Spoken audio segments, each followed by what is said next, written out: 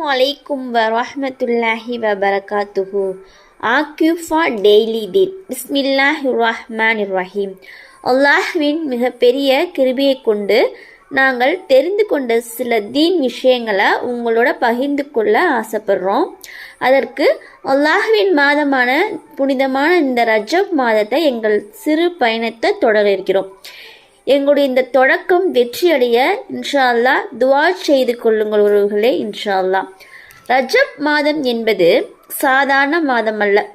இது அல்லாஹ் நமக்கு கொடுத்த புனிதமான வாய்ப்பு.